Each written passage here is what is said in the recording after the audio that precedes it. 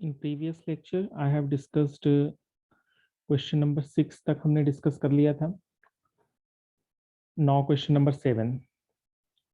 Question number 7 is briefly describe the circumstances where under a police officer, a private person and a magistrate may arrest a person without warrant. Question number 7A ये कह रही है कि हमें बताना है उन सर्कमस्टांसेस के बारे में जहां पुलिस ऑफिसर, प्राइवेट पर्सन और मैजिस्ट्रेट अरेस्ट कर सकते हैं, अरेस्ट करने की जो पावर है उसको एक्सरसाइज कर सकते हैं विदाउट वारंट. जो इंपॉर्टेंट टर्म है यहाँ पर वो क्या है? Without warrant. अब देखो क्या होता है कि जब आप आंसर लिखते हैं इस क्वेश्चन में, तो इसमें तीनों के बारे में पूछा जा रहा है, पुलिस के बारे में भी, प्राइवेट पर्सन के बारे में भी और मैजिस्ट्रेट के बारे में भी. तो कुछ जो की वर्ड्स हैं वो आपने याद रखने हैं सो दैट आप आंसर्स को, क्योंकि ये 10 नंबर का क्वेश्चन है. अब 10 नंबर में अगर आप 10 लाइन नहीं लिखते हैं तो फिर मुश्किल होगी, क्योंकि एक्चुअली क्या होता है जब आप रीड करते हैं बेयर एक्ट से, तो आपने जहां तक समझने की बात है तो आप समझ लेते हैं, अंडरस्टैंड कर लेते हैं. बट कई बार ऐसा होता है कि उन प्रोविजंस को, जो बेयर प्रोविजंस हैं, आपने जिसको समझा है, जब उसको लिखने की बारी आती है, जब आंसर्स लिखना होता है 10 10 नंबर का अगर कोई क्वेश्चन है तो वहां पर पता लगा 3 लाइन लिखने के बाद चौथी लाइन मुश्किल हो रही है लिखना. ये हर किसी के साथ होता है और मैं भी शायद ये अपने अनुभव के साथ, अब अनुभव के आधार पर ही बता रहा हूँ आपको. तो ऐसी परेशानी होती है. तो इसका तरीका ये है कि नेचुरली अगर आप उसको 2 लाइन लिखेंगे तो आपको नंबर कम मिलेंगे. बात तो ठीक है, आपने आपने समझी है, आपने लिख दी. अगर आप वैसे यूनिवर्सिटी एग्जाम की तरह 3 पेज भी लिख देंगे और अगर उसमें कंटेंट नहीं है, रिपीटेशन है या वेग है, बातें आप बस भर रहे हैं जो क्वेश्चन में नहीं पूछी गई है, तो वहां भी आपको फिर मार्क्स नहीं मिलेंगे. भले ही आपने 3 पेज आपने लिख दिए, हो सकता है मार्क्स उसकी वजह से 2 नंबर भी आपको ना मिले. तो इम्पॉर्टेंट ये है कि जो क्वेश्चन में पूछा गया है उसका ही आंसर टू द पॉइंट करना और उतने वर्ड्स में करना जितनी जरूरत है, जो रिक्वायरमेंट है, जो जितने नंबर का क्वेश्चन है उसके आधार पर. तो ओके, तो हम स्टार्ट करते हैं डिस्कशन को, क्योंकि यहाँ पर ये कह रहा है अरेस्ट विदाउट अ वारंट की बात की जा रही है, राइट? तो अरेस्ट विदाउट अ वारंट में देखो, वैसे अगर आप देखोगे तो सेक्शन 41 आपके आपके दिमाग में सबसे पहली जो बात आएगी वो सेक्शन 41 की आएगी. लेकिन यहाँ पर जो अगर अगर मेरी सजेशन मानो तो अब जैसा मैंने कहा था आपसे कि आपने दूसरे प्रोविजंस को भी लिंक करना है, एक इंटर लिंकेजेस, इंट्रा लिंकेजेस ये होना चाहिए. तो जब आप दूसरे प्रोविजंस में भी देखते हैं कि कहाँ पर ये विदाउट वारंट की बात की जा रही है, तो सेक्शन 2C आपको मिलेगा, 42 भी मिलेगा, 151 भी मिलेगा, 432 भी मिलेगा, 433 भी मिलेगा. तो जब आप पुलिस के बारे में बता रहे हैं कि व्हेन पुलिस में arrest a person without warrant, तो नेचुरली आपको ये सारे ही सेक्शंस एक्सप्लेन करने होंगे. प्राइवेट पर्सन के लिए सेक्शन 43 है और मैजिस्ट्रेट के लिए सेक्शन 44 है. तो वन बाय वन मैं डिस्कस करता हूँ तीनों ही से, सारे ही सेक्शंस को, राइट? तो सबसे पहले हम समझते हैं कि अरेस्ट, और जो इसकी इस पॉइंट के ऊपर जो इंपॉर्टेंट केस लॉज हैं वो भी मैं आपको बता दूंगा. लीडिंग केसेस हैं, लैंडमार्क केसेस हैं, आपको पता होंगे मोस्ट ऑफ द क्वेश्चंस, क्योंकि जो भी प्रिलिमिनरी एग्जाम्स क्लियर करके मेंस में अपीयर हो रहे हैं तो नेचुरली उन्हें समझ है, उन्हें विषय की समझ है, उन्होंने बेयर एक्ट्स को रीड करा है, इंपॉर्टेंट प्रोविजंस को उन्होंने कई बार रीड किया है, ऐसा एज्यूम किया जाता है नेचुरली, और ऐसा है भी, तभी उन्होंने क्रैक भी करा है. लेकिन हाँ ये है कि मेंस के लिए आंसर राइटिंग जैसे करनी है वैसे आपने आंसर्स भी प्रिपेयर करना होगा. आपको मेंटल रिवीजन बड़ा इंपॉर्टेंट है. आपके दिमाग में वो सारे की वर्ड्स एटलीस्ट होने चाहिए, क्योंकि अगर आपके दिमाग में, अगर मान लो अरेस्ट विदाउट अ वारंट की बात कर रहे हैं, अगर उससे रिलेटेड अगर 5 या 10 की वर्ड्स हैं तो आप उसको एक्सप्लेन कर सकते हैं, क्योंकि नेचुरली आपने 10 मिनट में लिखना है. अब 10 मिनट्स में आप जितना लिख सकते हैं, जितने वर्ड्स आप लिख सकते हैं, जो आपकी राइटिंग स्पीड है उस पर डिपेंड करता है. तो लेट्स स्टार्ट. सबसे पहले तो जैसे मैं थोड़ा आपको बता दूं, as you all know, arrest कहने का मतलब क्या होता है? अरेस्ट कहने का मतलब है कि एक लॉफुल अथॉरिटी के अंदर उसको आना, जो जो उसकी कस्टडी है. कस्टडी, यहाँ पर एक चीज और मैं बता दूं, एक इंटरेस्टिंग पॉइंट, कि custody and arrest are not synonymous terms. इनको आप एक नहीं समझ सकते कि ये दोनों सेम ही वर्ड है, ऐसा नहीं है. हाँ ये जरूर है कि in every arrest there is a custody, but not in custody, in every custody there is arrest. ऐसा नहीं है, एवरी अरेस्ट में there is custody but not vice versa. तो कस्टडी कहने का मतलब वो अरेस्ट हो भी सकता है और नहीं भी हो सकता है। तो जब हम अरेस्ट की बात करते हैं तो आप समझते हैं उसमें कि taking into custody of another person. Arrest कहने का मतलब है in legal sense taking into custody of another person under authority empowered by law। तो who is the authority here? Police is the authority. Who is the authority here? Private person. Who is the authority here? Magistrate, जो कि बिना warrant exercise कर सकता है इस power को, right. तो चलो एक एक करके डिस्कस करते हैं। सबसे पहले सेक्शन 2C को डिस्कस करते हैं, फिर 41, 42, पहले पुलिस को डिस्कस करते हैं, फिर मैं प्राइवेट पर्सन, फिर मैजिस्ट्रेट को डिस्कस करेंगे, राइट। तो पुलिस, जस्ट वेट, मैं कोशिश करूंगा आपको कीवर्ड्स जो मेरी समझ है ऑन दैट बेसिस मैं आपको गाइड कर सकूं। अब देखो सेक्शन 2C सबसे पहले मैंने कहा, तो 2C जब आप देखेंगे तो 2C क्या कहती है? 2C भी कहती है कि जो कॉग्निजेबल केसेस हैं, जो कॉग्निजेबल केसेस हैं उनमें पुलिस ऑफिसर अरेस्ट कर सकती है पर्सन को विदाउट वारंट। पहली बात वहां पर की गई है सेक्शन 2C में, जो बेसिक्स है। अब आ जाओ सेक्शन 41 के ऊपर। 41 जब आप रीड करते हो, ये अमेंडमेंट से आया था। ये जो 41 में कई सारे अमेंडमेंट्स हुई थी।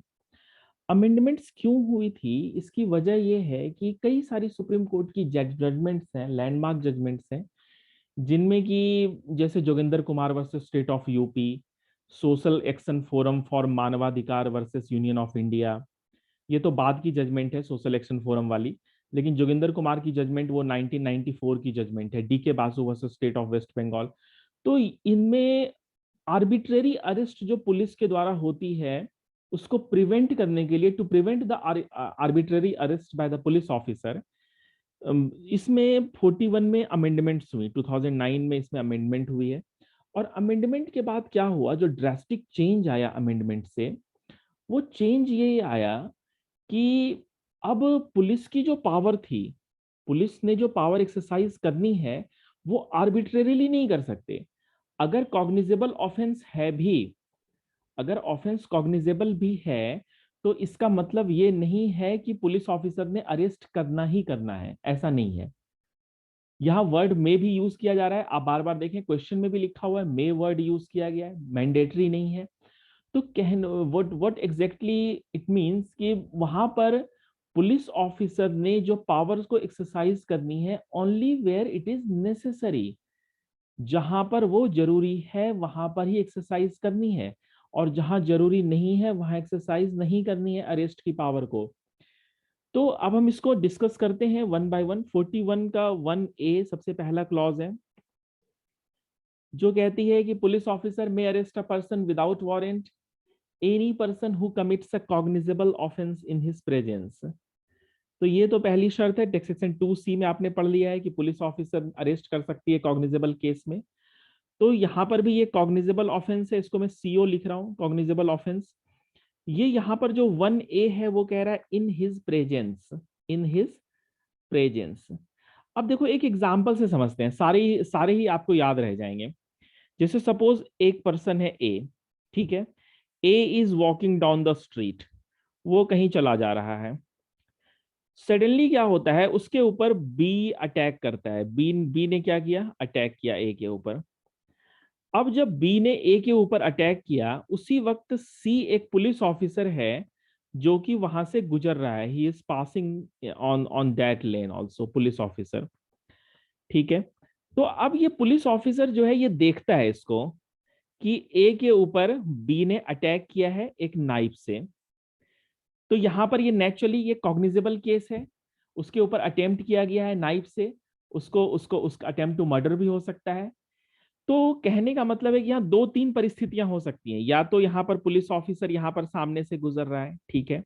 दूसरी परिस्थिति ये हो सकती है कि वहां पर पुलिस ऑफिसर नहीं गुजर रहा है, कोई और थर्ड पर्सन है D, वो वहां से जा रहा है, लेकिन उसने देखा कि बी ने ए के ऊपर अटैक किया, बी ने ए के हैंड के ऊपर अटैक किया, हाथों के ऊपर, ठीक है। या फिर दूसरी परिस्थिति ये भी हो सकती है कि ए के थ्रोट को स्लिट करने की कोशिश करी। जब उसके थ्रोट को स्लिट करने की कोशिश करी तो फिर वो अटेम्प्ट टू मर्डर का केस बनता है। अगर उसने उसको हर्ट किया है या ग्रीवियस हर्ट किया है तो वहां पर वो उसका मामला बनता है, हर्ट का, सिंपल हर्ट का मामला बनता है। अब डी ने बी को देखा है, तो डी ने जब बी को देखा है तो हो सकता है उसका उसका हुलिया उसने देखा होगा कि कैसी उसकी अपीयरेंस है, वो दाढ़ी रखता है या नहीं रखता है, वो बाल्ड है या वो बालों वाला है, वो उसका कैसा लुक है, वो स्केच बना सकता है, वो पुलिस को इन्फॉर्म करके बता सकता है कि हाँ जी ऐसा दिखता था, ऐसा हो सकता है। तो यहाँ पर जो इसमें 1A 1B सारे आपको समझ आ जाएंगे। तो 1A क्या कहता है, इन हिज प्रेजेंस, नाइफ से अटैक जब पुलिस ऑफिसर की प्रेजेंस में हुआ, when that police officer is passing, तो उसी लेन में, जिस लेन में ए जा रहा था उसी में दूसरी तरफ से एक पुलिस ऑफिसर आ रहा था, उसने अपने सामने देखा, उसने उसको अरेस्ट कर लिया, राइट। से 1B में जब आ जाओ तो 1B में क्या कहता है, 1B में आपने याद रखना है जो इंपॉर्टेंट बात है, 1B और 1BA में ये कंफ्यूजन एग्जाम में होती है, अमेंडमेंट से ऐड किया गया है कि जब 1B की बात की जा रही है तो 7 ईयर्स से कम की इम्प्रिजनमेंट की बात की जा रही है, less than 7 ईयर्स, ठीक है। और जब सेक्शन BA में जब आप लिख रहे हो तो वहां पर more than 7 years, exceeding 7 years, या death life imprisonment, death LI ऐसे वाले मामले हों। कहने का मतलब है कि जब पुलिस ऑफिसर के सामने हो गया, अब मान लो दूसरा कंडीशन है कि जब उसको अटैक किया गया तो उसके हाथों पर चोट लगी, या फिर मान लो कि उसको किसी पत्थर से मारा, या उसके उसके पैरों में चोट लगी, मान लो सिंपल हर्ट का मामला है, less than 7 ईयर्स का मामला है, तो वहां पर वो सेक्शन B में कवर हो गया। अब मान लो उसके ऊपर अटेम्प्ट टू मर्डर हुआ है तो वो BA में कवर होगा, वो B में नहीं होगा। ये कंफ्यूजन हो जाती है कि वो B में होगा या BA में होगा। तो आपने ये देखना है कि जो ऑफेंस है वो, अगर उस ऑफेंस के लिए जो पनिशमेंट है, जो प्रिस्क्राइब्ड पनिशमेंट है आईपीसी में, अगर वो प्रिस्क्राइब्ड पनिशमेंट डेथ की है, लाइफ इम्प्रिजनमेंट की है, या imprisonment for a term exceeding 7 years की है, तो वहां पर वो कहां कवर होगा, BA में कवर होगा, 41(1) BA में कवर होगा। लेकिन जहां less than 7 ईयर्स की बात की जा रही है वहां पर B में कवर होगा। ऑफेंस कम हो रहा है, कॉग्निजेबल ऑफेंस हो रहा है, और बात ऑफेंस कॉग्निजेबल ही है, राइट। इसमें नॉन कॉग्निजेबल की बात नहीं की जा रही है, कॉग्निजेबल ऑफेंस की ही बात की जा रही है। मैं आपको एग्जांपल से समझाने की कोशिश कर रहा था, यहां पर कॉग्निजेबल ऑफेंस की ही बात की जा रही है, लेकिन जिसमें इम्प्रिजनमेंट less than 7 ईयर्स का हो, जिसमें इम्प्रिजनमेंट क्या हो, less than 7 ईयर्स का हो, या फिर विच एक्सटेंड टू 7 ईयर्स, तो उस केस में यहां पर पुलिस ऑफिसर की पावर होती है अरेस्ट करने की विदाउट वारंट। अब इसमें दो तीन टर्म है जो आपने याद रखने हैं। एक है रीजनेबल कंप्लेंट, रीजनेबल कंप्लेंट। दूसरा है क्रेडिबल इंफॉर्मेशन, ये कीवर्ड्स हैं, क्रेडिबल इंफॉर्मेशन। और तीसरा है रीजनेबल सस्पिशन, ठीक है। Reasonable complaint, credible information and reasonable suspense, suspicion, sorry. अब देखो कह रहा है रीजनेबल कंप्लेंट इज मेड, जैसे कि डी ने देखा, उसने एक रीजनेबल कंप्लेंट बताया कि हाँ जी ऐसा दिखता था, इस तरह से अटैक किया, ये हमने देखा, मेरी आंखों के सामने हुआ है। पुलिस को भी लगा अच्छा इस लोकेलिटी में इस तरह का चेन स्नैचर घूमता है, उसने ही किया होगा, ठीक है। ये हो गया reasonable complaint. Credible information, reasonable suspicion, उसी आधार पर उसको सस्पिशन पुलिस को होता है, एक क्रेडिबल विश्वसनीय सूचना उसको मिली। तो ये जो कीवर्ड्स हैं जो यूज किए गए हैं सेक्शंस में, बेयर प्रोविजंस में, ये अगर आप एग्जाम में अपने आंसर्स में यूज करते हैं तो उससे आपके आंसर्स की जो क्वालिटी है वो इनहेंस होती है। तो नेचुरली आप जो मार्क्स फेच कर सकते हैं वो मोर मार्क्स आप ले सकते हैं। तो ये तीन टर्म यहाँ पर बार बार यूज किए गए हैं। सेक्शन 41 को जब आप रीड करते हैं बेयर एक्ट से, तो आपको ये सारे ही प्रोविजंस में, ये reasonable complaint is made, credible information is received or reasonable suspicion exists that a person has committed a cognizable offense, तो वहां पर पुलिस ऑफिसर को अरेस्ट करने की पावर है विदाउट वारंट। अब ये तो बात हो गई कि पावर है, अब क्या अरेस्ट नेसेसरी है, अब ये देखना है। अब पुलिस ऑफिसर ने अपने आप को सेटिस्फाई करना है कि whether such arrest is necessary और नॉट। मामला तो बन गया, कॉग्निजेबल ऑफेंस है, इंफॉर्मेशन भी मिल गई, सस्पिशन भी हो गया, सब कुछ हो गया, लेकिन क्या अरेस्ट नेसेसरी है या नहीं, उसके लिए क्या देखना है पुलिस ने, कि अगर पुलिस ने ये देखना है, उसमें कुछ पॉइंट्स हैं, जब आप 41(1)(b) को जब आप रीड करते हैं बेयर एक्ट में, तो उसमें कुछ पॉइंट्स हैं। वो पॉइंट्स क्या है? प्रॉपर इन्वेस्टिगेशन के लिए उसका अरेस्ट किया जाना जरूरी है। अगर उसको अरेस्ट नहीं किया तो वो एविडेंस के साथ टैंपरिंग कर सकता है, एविडेंस को ही डिसअपियर करा सकता है, वो पर्सन कोई और ऑफेंस वैसा ही आगे भी कर सकता है। अगर उसको नहीं रोका गया तो वो जो विटनेस है उनको इंड्यूस कर सकता है, उनको थ्रेट कर सकता है, उनको प्रॉमिस कर सकता है। और अगर उसको नहीं अरेस्ट किया गया तो कोर्ट में उसको लाना ट्रायल में, या फिर कोर्ट में जब उसकी अपीयरेंस जरूरी होगी, मुश्किल होगी। तो ये कुछ बातें उसमें लिखी गई हैं 41(1)(b) को जो आप रीड करते हैं, तो आपने ये लिखना होगा कि police officer has to be satisfied that such arrest is necessary on any of these grounds. इन सब ग्राउंड्स में से किसी भी ग्राउंड्स के ऊपर ये जो पैरामीटर्स दिए गए हैं, ये अमेंडमेंट से इसमें ऐड किया गया। ये सेक्शन 41 का जो 1 था, 1 सेक्शन 41(1) जो है सब सेक्शन 1, इसमें काफी चेंजेस आए हैं। तो कहने का मतलब है कि जो रीसेंट जजमेंट है, सोशल आप लिख सकते हैं, सोशल एक्शन फोरम वर्सेस मानवाधिकार for social action forum for मानवाधिकार वर्सेस यूनियन ऑफ इंडिया 2018 की जजमेंट है। इस जजमेंट में भी सुप्रीम कोर्ट ने यह कहा है कि कोई भी अरेस्ट रूटीन मैनर में नहीं होना चाहिए, कि कॉग्निजेबल ऑफेंस हुआ है तो अरेस्ट कर लिया गया, नहीं, रीजनेबल सेटिस्फेक्शन पर होना चाहिए। No arrest should be made without reasonable satisfaction is reached after some investigation as to the genuineness and bona fide of a complaint and a reasonable belief both as to person's complicity and even so as to need to effect the arrest। तो कहने का मतलब है कि इसमें एक दो judgement आप और पढ़ सकते हैं, Maneka Gandhi versus Union of India, कई सारी जजमेंट्स हैं अरेस्ट के पॉइंट के ऊपर। Joginder Kumar versus state of UP, ये तो काफी इंपॉर्टेंट है, इसके बेसिस पर ही अमेंडमेंट्स में हुए थे, जो Joginder Kumar versus state of UP की जजमेंट थी, इसकी जो गाइडलाइंस थी उस गाइडलाइंस के बेसिस पर, right. D K Basu versus state of West Bengal, ये भी 1997 की जजमेंट थी। एक और जजमेंट जो वेरी इंपॉर्टेंट जजमेंट है, रिसेंट जजमेंट है 2014 की, Arnesh Kumar versus state of Bihar. ये जजमेंट भी आप देख सकते हैं, Arnesh Kumar versus state of Bihar की, बिहार में भी ये कहा गया था कि no arrest should be made merely because the offense is non bailable and cognizable। Same बात अर्नेस्ट कुमार वर्सेस वाले केस में भी कही जा रही है। Arnesh Kumar versus state of Bihar, very important judgment, recent judgment है। जैसे आप अगर लिखते हैं, जब आप अरेस्ट के बारे में अगर कोई क्वेश्चन आता है, वो डिपेंड करता है क्वेश्चन क्या है उसके, आप कई बार मैंने देखा है कुछ एग्जाम्स में प्रॉब्लम्स भी आए हैं ऐसे, क्या अरेस्ट कंपलसरी है, क्या अरेस्ट नेसेसरी है।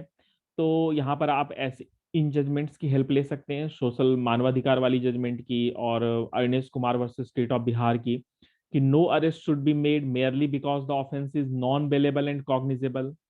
Existence of power of arrest is one thing and justification for arrest is quite different।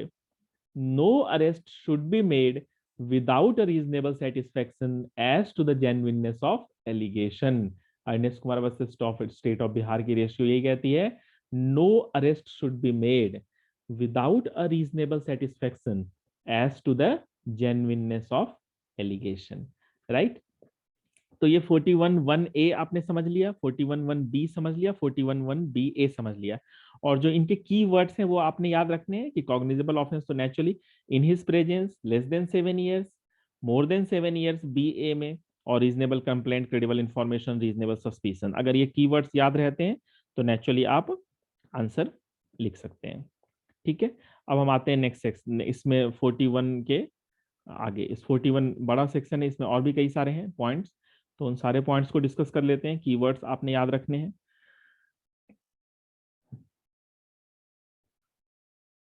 Right. Next है, अब आ जाओ 41(1)(b)(a) तक हमने डिस्कस कर लिया था, अब 41(1)(c) के ऊपर आ जाओ। सी क्या कहता है? प्रोक्लेम्ड ऑफेंडर है। Proclaimed offender, section 82 of CrPC आपने पढ़ा है, प्रोक्लेम्ड ऑफेंडर। अगर कोई प्रोक्लेम्ड ऑफेंडर डिक्लेयर कर दिया गया है तो ऑफेंडर, प्रोक्लेम्ड ऑफेंडर कौन डिक्लेयर करता है? State government declare under this code by और by order of state government, दोनों में से कुछ भी हो सकता है। Can be arrested without warrant, तो यहाँ भी बिना वारंट के अरेस्ट कर सकती है। अब 1D पर आ जाओ। 1D कहता है स्टोलन प्रॉपर्टी के पोजीशन में है, मूवी थी ना स्पेशल 26, स्टोलन प्रॉपर्टी की पोजीशन में है, तो पुलिस को अगर ये एक रीजनेबल सस्पिशन है, हर वक्त हर जगह जब आप आंसर भी लिखते हैं ना तो ऐसे वर्ड्स आपने यूज करने हैं कि पुलिस ऑफिसर को क्या है, रीजनेबल सस्पिशन है कि ये स्टोलन प्रॉपर्टी है, और जो जिस पर्सन के पोजीशन में मिली है reasonably be suspected of committing an offence with reference to such thing, तो वहां पर वो पोजेसर ऑफ स्टोलन प्रॉपर्टी है, उसको भी जो जिसके कब्जे में जिसके पास मिली है वो स्टोलन प्रॉपर्टी, वो उसको अरेस्ट कर सकता है बिना वारंट के।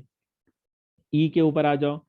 ई कहती है 41(1)E, ये कीवर्ड्स आपने याद रखने कि डी में स्टोलन प्रॉपर्टी है, प्रोक्लेम्ड ऑफेंडर, नेचुरली आप एक्सप्लेन कर देंगे, एक एक लाइन लिख देंगे आप उसके ऊपर। उसके बाद अब कोई स्केप करता है, मान लो पुलिस की कस्टडी में है, पुलिस ऑफिसर की कस्टडी से स्केप कर रहा है, वहां से भागने की कोशिश करता है, राइट, तो वहां पर उसको, या फिर पुलिस ऑफिसर को उसकी उसकी जो उसकी जो ड्यूटी है उसको एग्जीक्यूट करने में ऑब्स्ट्रक्ट कर रहा है, स्केपिंग, स्केप या ऑब्स्ट्रक्ट, दोनों में से कोई भी बात हो सकती है। या तो लॉफुल कस्टडी से वो भाग गया है या भागने की कोशिश कर रहा है, या फिर वो पुलिस ऑफिसर को उसके उसके काम में रुकावट डाल रहा है। मान लो पुलिस ऑफिसर किसी किसी किसी मर्डरर को अरेस्ट करने गया है, वो उसको अरेस्ट नहीं करने दे रहा है, उसको ऑब्स्ट्रक्शन पैदा कर रहा है, वहां पर वो उसको अरेस्ट कर सकता है बिना वारंट के, राइट। तो इसमें आपने दो वर्ड याद रखने, ये escaped and obstruct. Now come to F. F is F is deserter, जो आर्मी का, जो जो भी आर्म्ड फोर्सेस हैं उनसे उनका भागा, अगर वो डिजर्टर है वहां से छोड़कर भाग गया है, तो वैसे केसेस में वहां पर उसको अरेस्ट कर सकते हैं। अगर लेकिन हाँ रीजनेबल सस्पिशन है, ये आप जब पढ़ेंगे बेयर एक्ट में तो ये वर्ड बार बार यूज किया गया है कि reasonably suspected of being a deserter, right.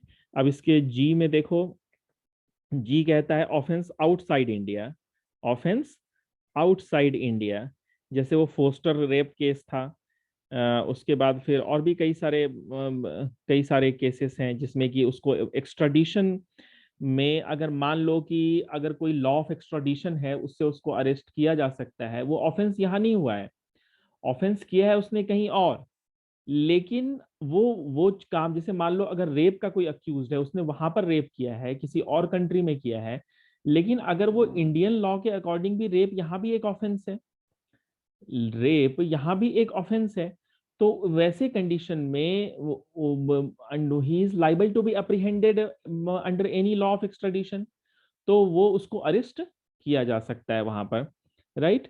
अब इसी तरह से इसका नेक्स्ट है एच है इसमें, breach of rule under section 356(5), जो ये रूल कहाँ अप्लाई होता है, ये 356(5) आप देख सकते हैं, जहाँ रिलीज्ड कन्विक्ट्स हैं, अगर मान लो कि छोड़ा गया है, कुछ शर्तों के ऊपर छोड़ा गया है और वो उसको ब्रीच कर देता है उसको, तो वहां पर वो है। उसके बाद 10 है, एच है आपका, एच के बाद आई है आपका, आई में है आपका रिक्विजिशन के ऊपर, तो ये रिक्विजिशन, जैसे ये वर्ड्स की वर्ड्स हैं, requisition, breach of rule under 356(5), ये वाला था एच में जो था आपका, ये आपने याद रखने होंगे तभी आप एक्सप्लेन कर पाएंगे।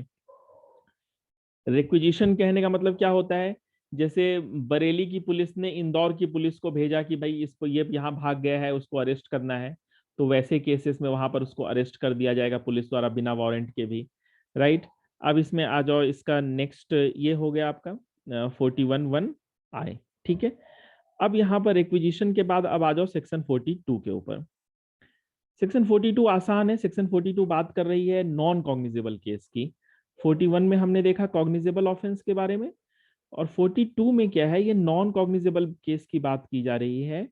अगर केस नॉन कॉग्निजेबल है, राइट, लेकिन जो व्यक्ति है जिसके ऊपर आरोप है कि इसने ही ये ऑफेंस कमिट किया है, और उसको पूछा जा रहा है कि तुम्हारा नाम क्या है, तुम कहाँ रहते हो, वो but he refuses to give his name और एड्रेस, वो अपना नाम पता बताने के लिए तैयार नहीं है, तो उस केस में वारंट नेसेसरी नहीं है टू मेक सच अरेस्ट। वहां पर वो अरेस्ट बिना वारंट के भी हो सकती है। तो ये आपका सेक्शन 42 है, जहां पर नॉन कॉग्निजेबल केसेस में जहां रिफ्यूज करता है, किस चीज के लिए, किस चीज के लिए रिफ्यूज करता है, नाम और एड्रेस बताने से, या फिर गलत नाम और एड्रेस बताता है, तो वैसे केसेस में वहां पर हो सकती है। अब और एक सेक्शन मैंने आपको बताया था 151। 151 आप देखो, कलंदरा वाले आपने प्रोविजंस पढ़े होंगे, जिसमें कि अगर मान लो कोई पुलिस को अगर कोई डर है कि शांति भंग हो सकती है, पुलिस को डर है कि ये कोई कॉग्निजेबल ऑफेंस कमिट कर सकता है, तो वहां पर वो ऑथराइज किया गया है पुलिस ऑफिसर को। वहां पर सेक्शन 151 जब आप रीड करेंगे, क्योंकि पुलिस को ऑफेंस कई बार क्या होता है, ऐसा जरूरी नहीं है कि ऑफेंस हो जाए तभी अरेस्ट होना है। अगर पुलिस को यह पता लगता है कि अगर कुछ डिजाइन ऐसा चल रहा है, कोई ऐसी कॉन्स्पिरेसी हो रही है कि कोई कॉग्निजेबल ऑफेंस कमिट किया जा सकता है, अगर इसको अरेस्ट नहीं किया गया तो ऐसा हो जाएगा, ये घटना हो सकती है, तो उन केसेस में भी to prevent the commission of cognizable offence, to prevent to prevent the commission of cognizable offence, to prevent the commission of cognizable offence, वहां पर भी वो पुलिस अरेस्ट कर सकती है विदाउट वारंट। क्योंकि क्वेश्चन में देखो क्या है, विदाउट वारंट है, तो ये सारे सेक्शंस विदाउट वारंट वाले हैं। अब एक और सेक्शन मैंने बताया था आपको 432 एंड 433। तो 432 433 में भी ये बात कही गई है। अगर आप 432 433 पढ़ते हैं तो वहां पर क्या है कि अगर कोई सेंटेंस है जिसको सस्पेंड किया गया है, सस्पेंशन ऑफ सेंटेंस, राइट, या रिमिशन ऑफ सेंटेंस, सस्पेंशन या रिमिशन की बात की जा रही है, जो स्टेट गवर्नमेंट ने अगर किसी के सेंटेंस को सस्पेंड कर दिया है या रिमिट कर दिया है upon certain conditions, but he has breached those condition, जिस कंडीशन के ऊपर उसकी सेंटेंस को सस्पेंड किया गया था, उसको रिलीज किया गया था, उसने उसका ही ब्रीच कर दिया, तो अगर उसका ब्रीच होता है तो police officer may arrest a person without warrant whose sentence has been suspended और रेमिटेड बाय स्टेट गवर्नमेंट। तो ये सारे ही केसेस थे जिसमें कि ये सारे ही सेक्शंस थे जिसमें पुलिस ऑफिसर अरेस्ट कर सकती है पर्सन को without warrant, of without warrant and order of और एन ऑर्डर ऑफ मैजिस्ट्रेट, बिना मैजिस्ट्रेट से वारंट इशू कराए पुलिस ऑफिसर अरेस्ट कर सकती है बिना वारंट के, राइट। तो ये था एक पार्ट हो गया पुलिस का। अब दूसरा आप आ जाओ, क्योंकि इसमें तीनों के बारे में पूछ रहा है क्वेश्चन 7 में, ये 10 मार्क्स का क्वेश्चन है, इसमें दूसरे उनके बारे में भी बात की जा रही है, मैजिस्ट्रेट और प्राइवेट पर्सन के बारे में। तो अब आ जाओ 43 के ऊपर, व्हाट 43 सेज, सेक्शन 43। तो सेक्शन 43 ऑफ सीआरपीसी की जब आप बात करते हैं तो 43 क्या कहती है, 43 में आपको याद क्या रखना है, देखो अब तक आपने कॉग्निजेबल समझा था ना, इसमें आपने दोनों वर्ड याद रखना है। इसके लिए की वर्ड है आपका non bailable and cognizable offence. Non, इसमें जो वर्ड यूज किया गया है, क्या यूज किया गया है, नॉन बेलेबल और cognizable offence. Private person, private person कहने का मतलब कोई भी व्यक्ति हो सकता है, कोई भी सिटीजन है, यहाँ पर इसकी बात की जा रही है, कोई भी व्यक्ति जिसके प्रेजेंस में नॉन बेलेबल और कॉग्निजेबल ऑफेंस हो रहा है। अब देखो, अब आप कहोगे उसको कैसे पता लगेगा, वो तो एक लेमैन है, उसको क्या पता ऑफेंस कॉग्निजेबल है या नॉन बेलेबल है। तो यहाँ पर क्या है, देखो इसमें दो बातें हैं। इसमें पहली बात यह है कि एक जो bona fide impression of private person is significant, what that person is thinking. अगर उसको लगता है कि नहीं ये ऑफेंस, ये जो अपराध हो रहा है ये गंभीर है, इस अपराध के लिए इस व्यक्ति को अप्रीहेंड किया जाना चाहिए, उसको वो अरेस्ट कर सकता है वो। लेकिन इसमें यहाँ पर जब आप सेक्शन को रीड करते हैं 43, तो वो कहता है कि without unnecessary delay, without unnecessary delay, आप इसको अंडरलाइन कर सकते हैं इस वर्ड को, shall, word used here is shall, मतलब मैंडेटरी है, उसको अरेस्ट करके वो रख नहीं सकता, उसको अरेस्ट करके उसको क्या करना है, उसने भेजना है, उसको कहाँ भेजना है, कहाँ किसके पास ले जाना है, पुलिस ऑफिसर के पास ले जाना है। अगर उसने उसको पकड़ करके किसी किसी पेड़ से बांध दिया तो वो बात फिर गलत हो जाएगी, वो रॉन्गफुल कन्फाइनमेंट हो जाएगा। कहने का मतलब है कि नॉन बेलेबल ऑफेंस हो और कॉग्निजेबल ऑफेंस हो तो प्राइवेट पर्सन को अरेस्ट करने की पावर है, अथॉरिटी है, may arrest a person without warrant, but procedure क्या है कि उसको वो पुलिस ऑफिसर को दे देगा, और police officer and as per the provision of section 41 shall re arrest him, उसको दोबारा से अरेस्ट कर लेगा। तो ये जो की वर्ड है ये आपने याद रखना है, नॉन बेलेबल और कॉग्निजेबल ऑफेंस, और दूसरा प्रोक्लेम्ड ऑफेंडर। ये प्रोक्लेम्ड ऑफेंडर वाले केस में मतलब ये दो इसमें पावर है इसके। प्रोक्लेम्ड ऑफेंडर अगर होगा तो वहां भी अरेस्ट कर सकता है कोई भगौड़ा जिसको डिक्लेयर कर दिया है कोर्ट के अंदर, या फिर स्टेट गवर्नमेंट ने प्रोक्लेम्ड ऑफेंडर उसको डिक्लेयर कर दिया है, तो उसको पता है अच्छा जी इसको तो कोर्ट ने कहा है, इसमें तो इसके बारे में तो न्यूज़पेपर में पढ़ा था मैंने, इसकी फोटो निकली थी, ये इसको अरेस्ट किया जाना है, तो उसको वो अरेस्ट कर सकता है, अप्रीहेंड कर सकता है, और उसके बाद वो पुलिस को तो आफ्टर वो उसको विदाउट अननेसेसरी डिले उसको पुलिस ऑफिसर को या नियरेस्ट पुलिस स्टेशन में ले जाएगा। राइट, अब आ जाओ सेक्शन 44 के ऊपर। 44 बात करती है मैजिस्ट्रेट के बारे में। अब यहाँ मैजिस्ट्रेट में याद रखना कि ये जो मैजिस्ट्रेट की बात की जा रही है ये कोई भी मैजिस्ट्रेट हो सकते हैं, एग्जीक्यूटिव मैजिस्ट्रेट भी हो सकते हैं और जुडिशियल मैजिस्ट्रेट भी हो सकते हैं। ये इंपॉर्टेंट है, जब आप एग्जाम में लिखें तो ये मिस नहीं होना चाहिए पॉइंट कि वो एग्जीक्यूटिव मैजिस्ट्रेट भी हो सकते हैं और जुडिशियल मैजिस्ट्रेट भी हो सकते हैं। अब इसमें और क्या बात आपने याद रखनी है, जैसे कि मान लो कि कहीं कोई रॉयट हो रहा है, अब मान लो वहां पर मैजिस्ट्रेट के पास इतना टाइम तो है नहीं कि सारी प्रोसीजर को पूरा किया जाए। वहां पर मैजिस्ट्रेट कह सकती है कि हाँ जी इसी से सबको अरेस्ट करो, इसको ले चलो, इसको कस्टडी में ले चलो इसको। तो यहाँ पर जो वर्ड यूज होगा इसमें, यहाँ पर आपको एक चीज और बता दूं मैं, यहाँ पर ये कॉग्निजेबल और नॉन कॉग्निजेबल ऑफेंस, जैसे मैंने आपने ये जरूर याद रखना है, जैसे यहाँ पर आपको मैंने बताया था ना 43 में नॉन बेलेबल और कॉग्निजेबल ऑफेंस, तो यहाँ पर जो पावर एक्सरसाइज कर सकते हैं मैजिस्ट्रेट वो कॉग्निजेबल ऑफेंस में भी कर सकते हैं और नॉन कॉग्निजेबल ऑफेंस में भी कर सकते हैं, दोनों ही हो सकती है यहाँ पर, क्योंकि यहाँ पर जो वर्ड है वो ऑफेंस है। It may be cognizable offence और it may be non cognizable offence, दोनों में से कोई भी हो सकती है।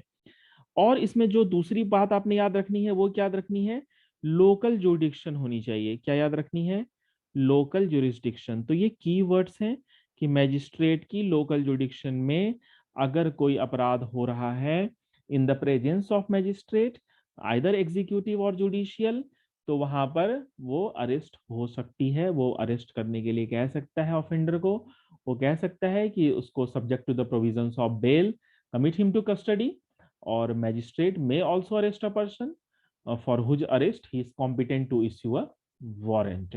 वो उसको भी इश्यू कर सकता है जो कि जिसको वारंट इश्यू करके अरेस्ट कर सकता है। राइट, और 41 से 45 में जो भी ये बातें की गई हैं आर्म्ड फोर्सेस के जो मेंबर्स हैं उनके लिए यहाँ पर ये अप्लाई नहीं होता है, except after obtaining sanction of central government, वहां पर सैंक्शन चाहिए होता है। तो ये था आपका क्वेश्चन नंबर 7A का आंसर। राइट, क्लियर हो गया होगा। Now come to, just hold on, delete क्यों नहीं हो रहा, जस्ट कोई टेक्निकल प्रॉब्लम है, डिलीट नहीं हो रहा, जस्ट होल्ड ऑन।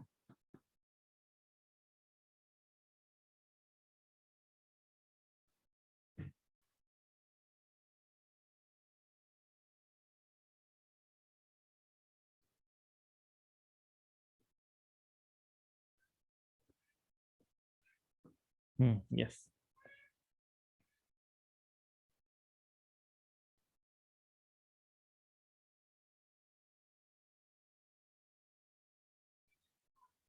अब आ जाओ क्वेश्चन नंबर 7B के ऊपर। क्वेश्चन 7B, क्वेश्चन 7B क्या कहती है, मैं रीड कर देता हूँ क्वेश्चन सो डेट अगर आपके पास सामने नहीं भी है तो भी आपको आसानी हो समझने में। ये कह रहा है कि A is arrested of on charge of committing an offence. A is arrested on charge of committing an offence, A को अरेस्ट किया गया है, ठीक है।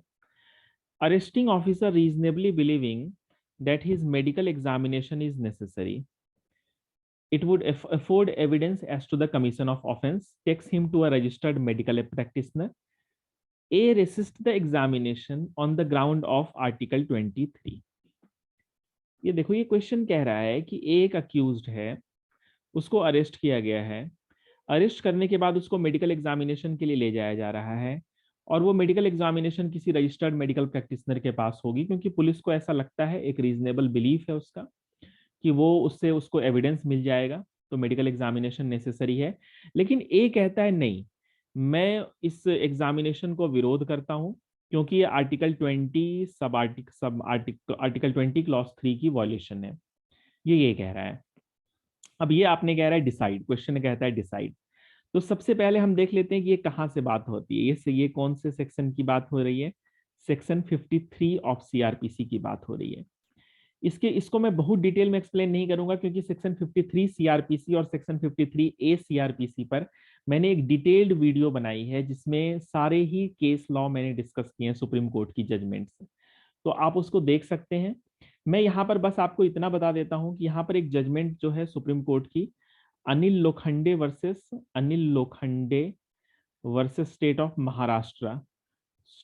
महाराष्ट्र। ये इस जजमेंट में सुप्रीम कोर्ट ने कहा है, सुप्रीम कोर्ट की जजमेंट है, जो भी जजमेंट में डिस्कस कर रहा हूँ सुप्रीम कोर्ट की ही कर रहा हूँ। Anil Lokhande versus state of Maharashtra की जजमेंट में सुप्रीम कोर्ट ने ये कहा है कि जो मेडिकल एग्जामिनेशन है, जो ऐसी मेडिकल एग्जामिनेशन है, ये वायलेटिव नहीं है आर्टिकल 20 क्लॉज 3 की। क्योंकि देखो, इसको थोड़ा समझा देता हूं मैं आपको कि क्या है, इसको थोड़ा अंडरस्टैंड करना ये कॉन्सेप्ट। कि आर्टिकल 20 क्लॉज 3 को जब आप रीड करोगे तो ये कहती है कि no person can be compelled to a witness against himself.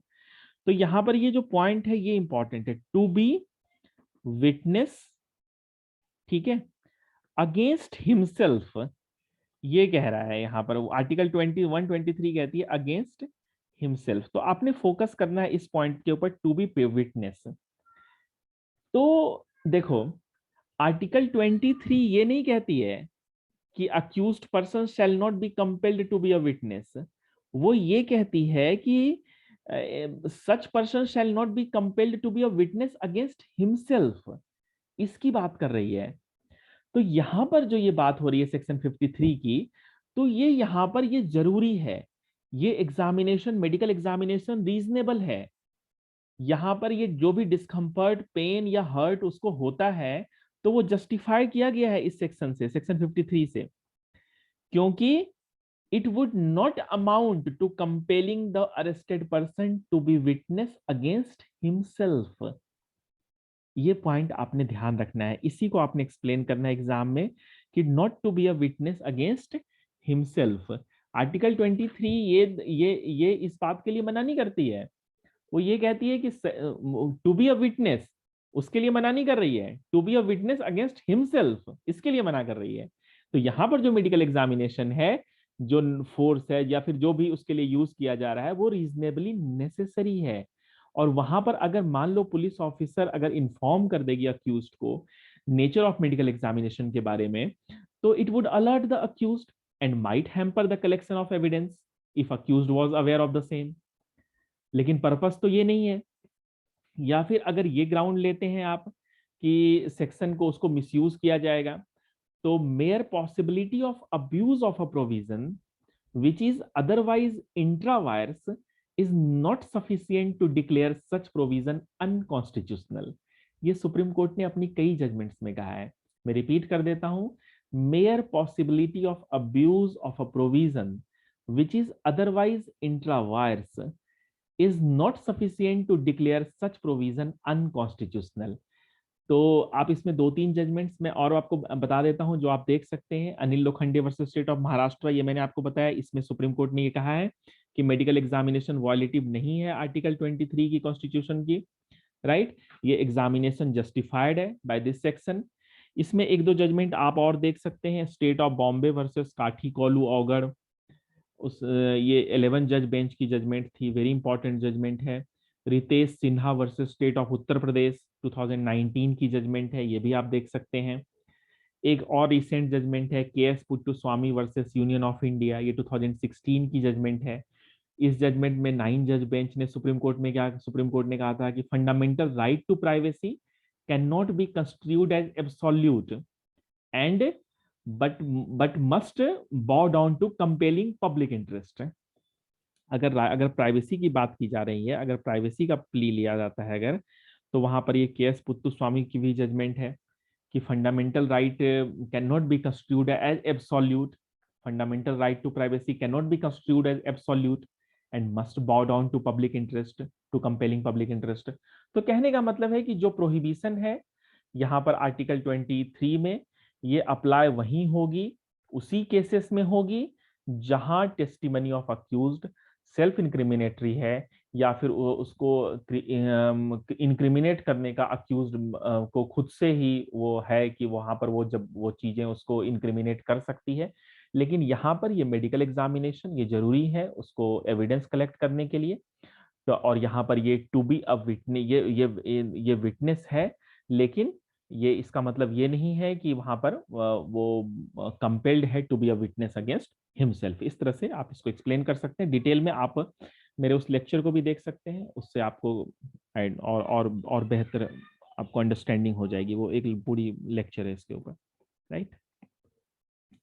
अब आ जाओ क्वेश्चन नंबर 8 के ऊपर।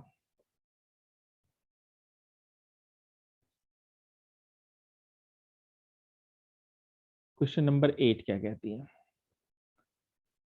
क्वेश्चन नंबर 8 है, when a document is impounded by court। ये किसके बारे में बात कर रही है? Impounding of document, CPC. अब आ जाओ, अब तक जो हमने डिस्कस किया वो सीआरपीसी डिस्कस किया। अब ये कह रहा है इम्पाउंडिंग ऑफ डॉक्यूमेंट के बारे में बात की जा रही है। When a document is impounded by the court, order 13 rule 8 CPC. इसका आंसर आपको कहाँ मिलेगा? ऑर्डर 13 रूल 8 सीपीसी में मिलेगा। तो देखो क्या है, एक एक सामान्य थोड़ा कॉन्सेप्ट मैं आपको बता दूं कि जब कोई डॉक्यूमेंट्स की बात होती है तो उस डॉक्यूमेंट के साथ क्या होता है, जब फाइल किया गया है, जब प्लेंट फाइल किया गया है, रिटन स्टेटमेंट फाइल किया गया है, तो वहां पर वो ओरिजिनल डॉक्यूमेंट प्रोड्यूस करना होता है, या तो सेटलमेंट ऑफ इश्यू के टाइम में या उससे पहले। तो ये नेसेसरी है, bound to produce original document. जो पार्टीज हैं, parties are bound to produce original document. वो डॉक्यूमेंट कोर्ट के सामने प्रोड्यूस की जाती है। अब जब कोर्ट के सामने डॉक्यूमेंट प्रोड्यूस की गई है, तो अगर कोर्ट को किसी भी स्टेज ऑफ द सूट, किसी भी सूट के किसी भी स्टेज में अगर ऐसा लगता है कि ये डॉक्यूमेंट्स इनएडमिसिबल हैं, तो वहां पर वो क्या कर सकती है? अगर मान लो कोर्ट को लगता है कि ये जो डॉक्यूमेंट्स दिए गए हैं वो इनएडमिसिबल हैं या वो इररेलीवेंट हैं, तो उस केस में वो क्या कर सकती है? उसको रिजेक्ट कर देगी उस डॉक्यूमेंट को, कि उसकी जरूरत नहीं है, उसको रिजेक्शन हो जाएगी, उसके किसी भी स्टेज के ऊपर ऐसा कर सकती है। और जो दूसरे डॉक्यूमेंट्स जो उसके लिए जरूरी हैं, वहां पर उसको वो इंडोर्स करेगी।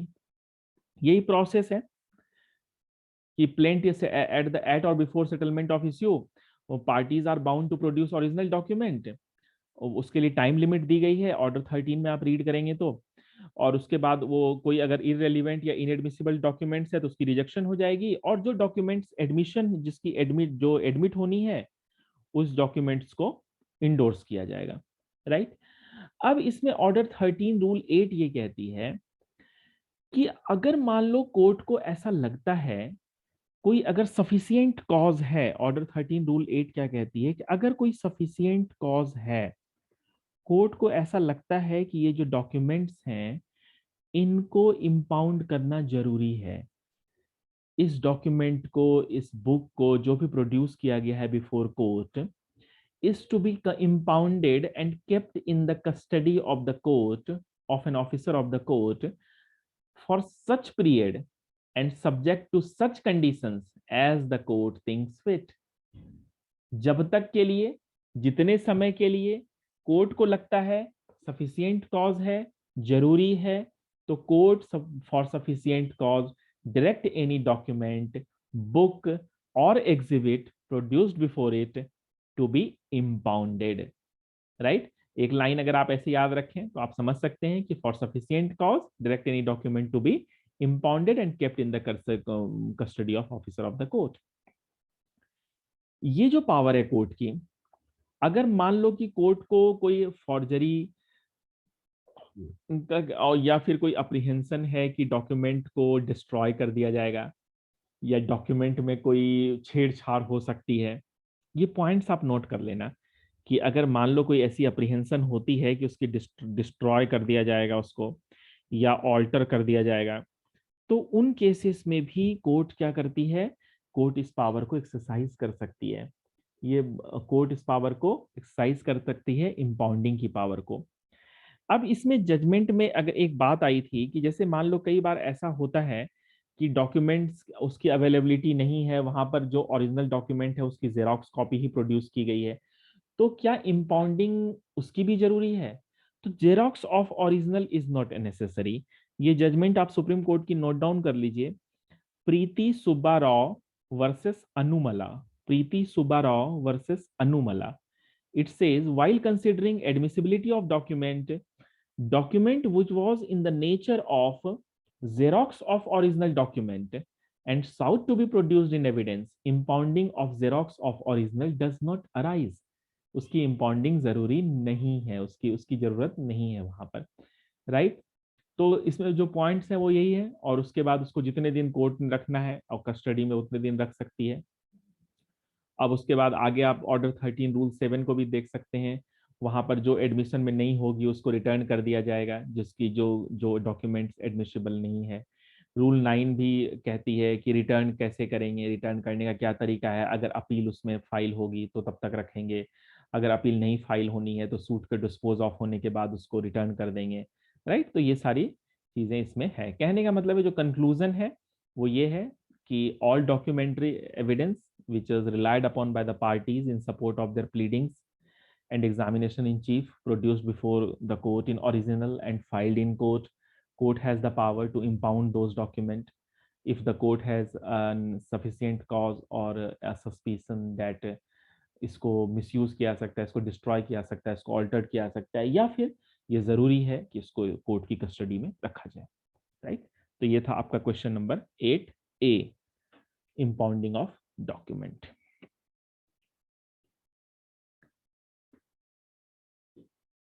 Now come to question number 8B।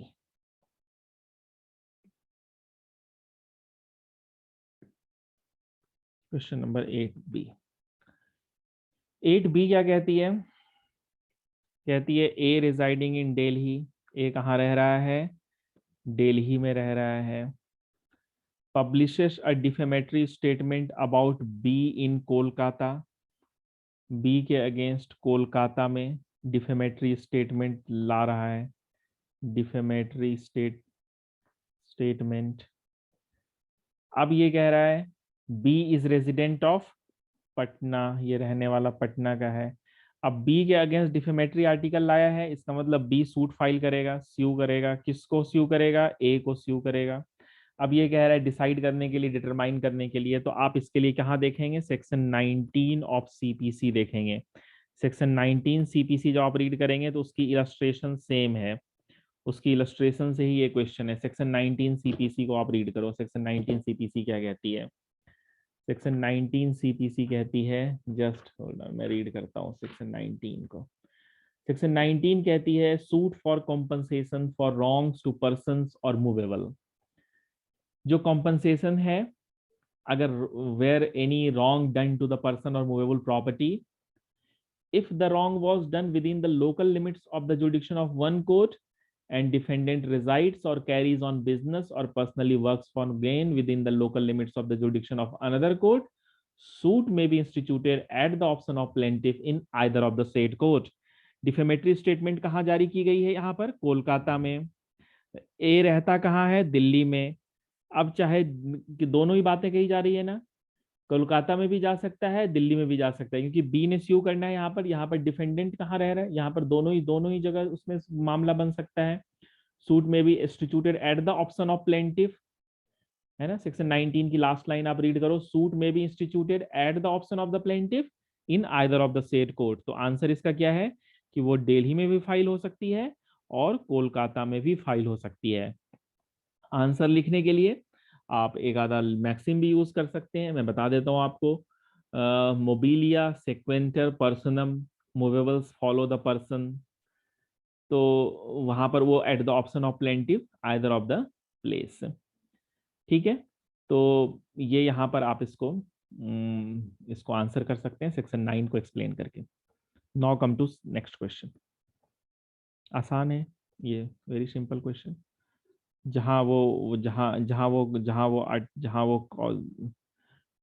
Cause जहाँ जिस जगह पर वो डिफेमेटरी आर्टिकल पब्लिश किया गया या फिर जहाँ पर वो रहता है, दोनों में से कहीं भी आप कर सकते हैं। इलस्ट्रेशन बी आप देख लेना सेक्शन 19 का। Now come to question 9। Question 9 क्या कहती है? क्वेश्चन 9 कहती है explain the law relating to interim injunction.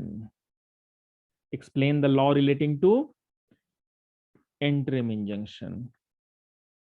Interim injunction ये दो पार्ट में है। एक क्वेश्चन तो कह रहा है explain the law relating to interim injunction, और ये भी कह रहा है कि under what circumstances temporary injunction in mandatory form can be granted.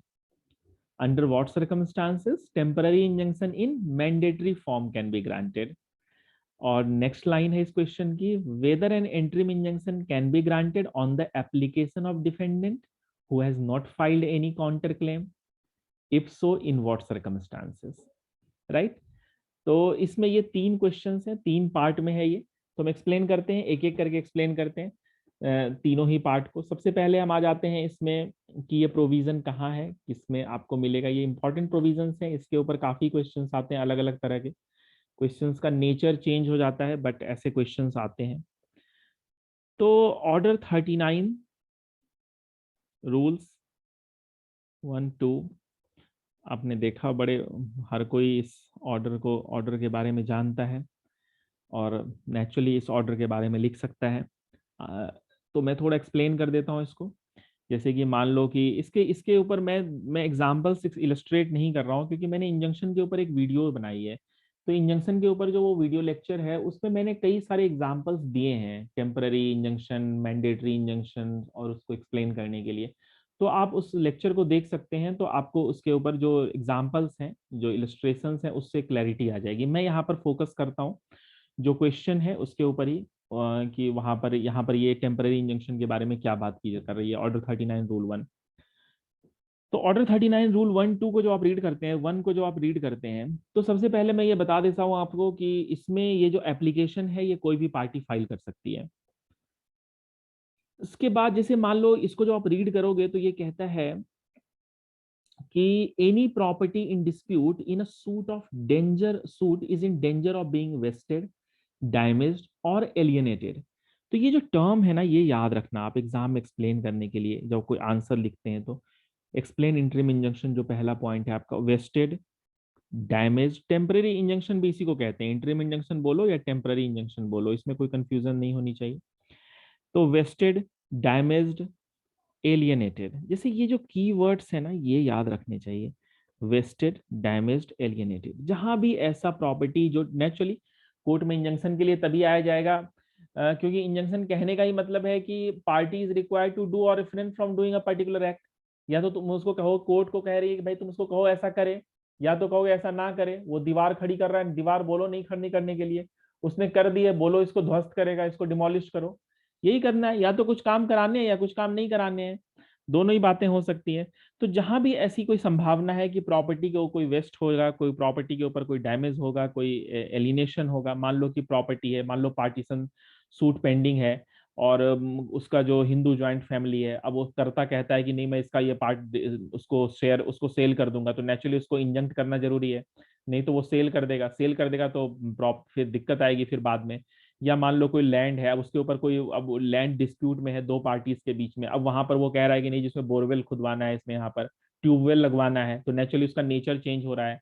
या फिर उसको कोई थ्रेटनिंग दे रहा है, आगे पढ़ोगे इसमें, तो थ्रेटनिंग है कि कोई प्रॉपर्टी को डिस्पोज ऑफ कर देगा, डिफ्रॉड कर देगा क्रेडिटर्स को।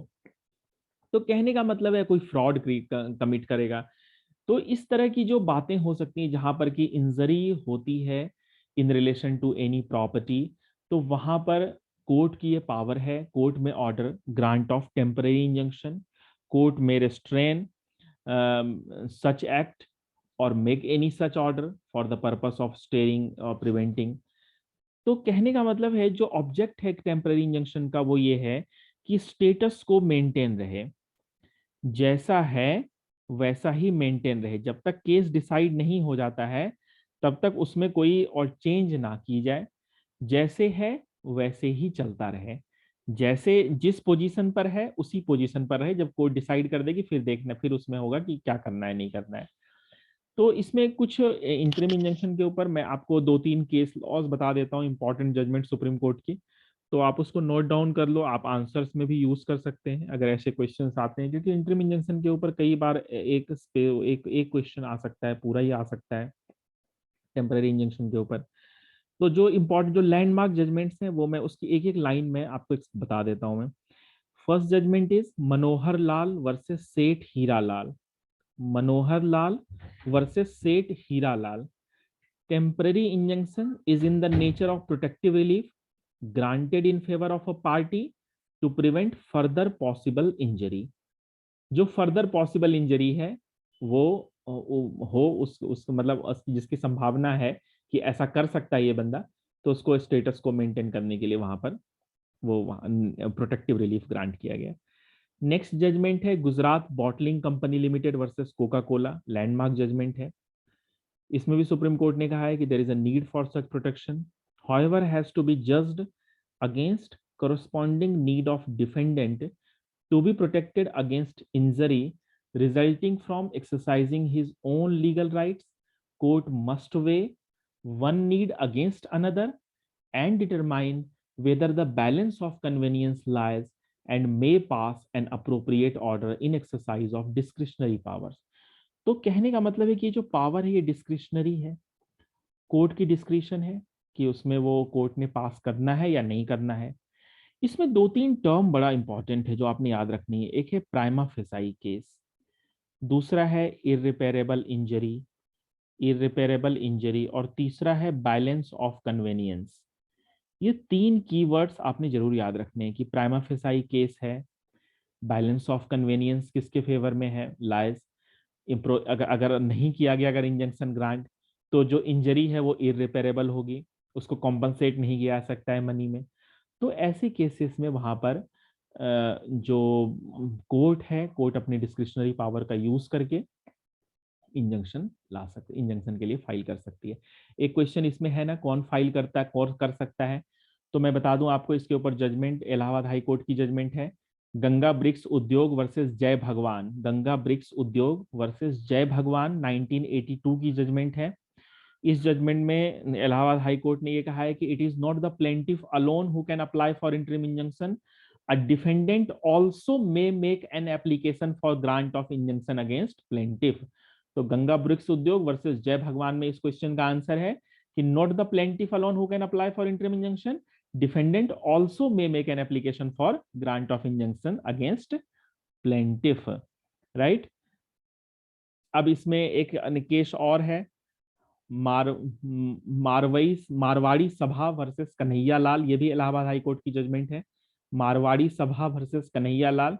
इसमें यह कहा गया है कि इंजंक्शन में be issued only against a party and not against stranger और थर्ड पार्टी, राइट। तो ये था ऑर्डर 39 रूल 1 की एक्सप्लेनेशन, और उसके बाद रूल 1 के बाद जो आपकी जो केस लॉस थे। रूल 2 में क्या कहता है, रूल 2 भी वही कह रहा है, अगर कोई defendant is about to commit a breach of contract और other injury of any kind, तो वहां पर रूल 2 अप्लाई होता है। उसमें फिर आप वो सेक्शन भी देख सकते हैं, कुछ सेक्शन 94 सब सेक्शन सी देख सकते हैं, 151 देख सकते हैं कि इंटरेस्ट ऑफ जस्टिस अगर ये रिक्वायर करती है, where the court is of the opinion that interest of justice so requires, तो court may grant interim injunction और temporary injunction whatever you say, right.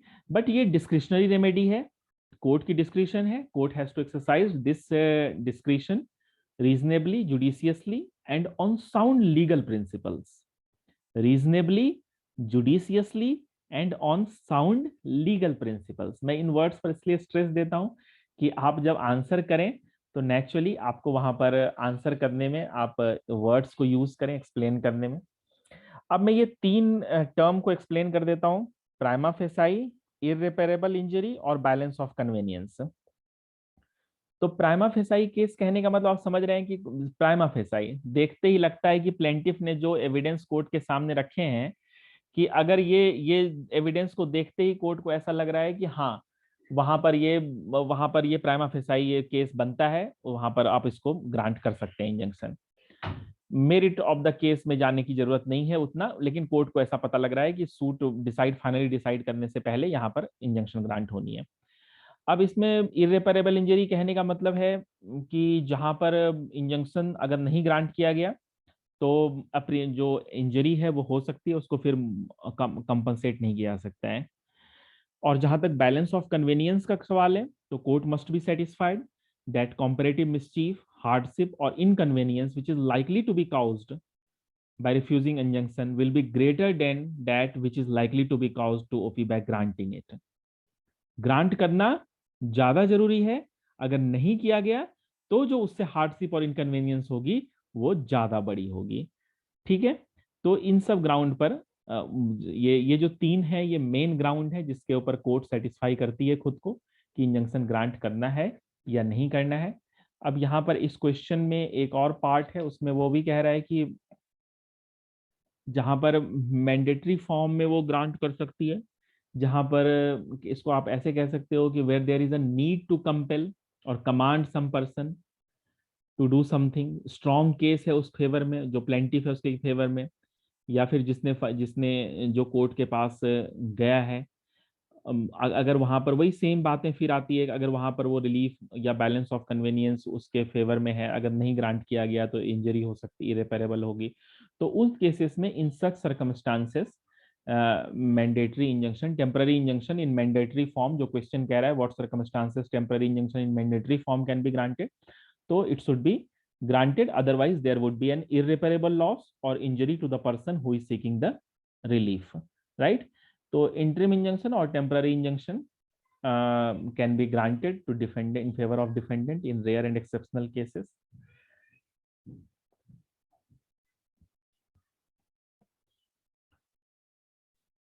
और अगर उसने कोई काउंटर क्लेम नहीं फाइल किया है तो फिर तो उसके फेवर में ग्रांट नहीं किया जाएगा, राइट? अब आ जाओ नेक्स्ट क्वेश्चन के ऊपर। Interim injunction can't be granted in favor of a defendant who has not filed a counter claim. Question number 9B पर आ जाओ। अब क्वेश्चन नंबर 9 था ना ये, क्वेश्चन नंबर 9B पर आ जाओ।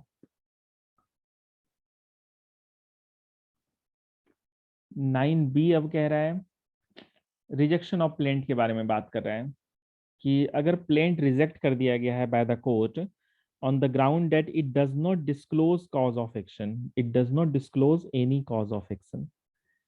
Rejection of plaint order 7 rule 11 में आपने पढ़ा है। तो क्या fresh plaint on the same cause of action आ सकती है? तो आंसर इज यस, आ सकती है। इसके लिए आपने देखना है कौन सा order, order 7 rule 13। Order 7 rule 13 क्या कहती है कि अगर प्लेंट को रिजेक्ट कर दिया गया है तो इसका मतलब ये नहीं है कि he is precluded from presenting a fresh plaint on same cause of action, right? तो वहां पर ही इज नॉट प्रिक्लूडेड, वहां पर वो प्लेंटिफ प्रेजेंट कर सकता है fresh plaint, entitled to present fresh plaint on same cause of action if cause of action in the previous case was after due diligence not known to the plaintiff, or cause of action arises later after the first suit which was dismissed.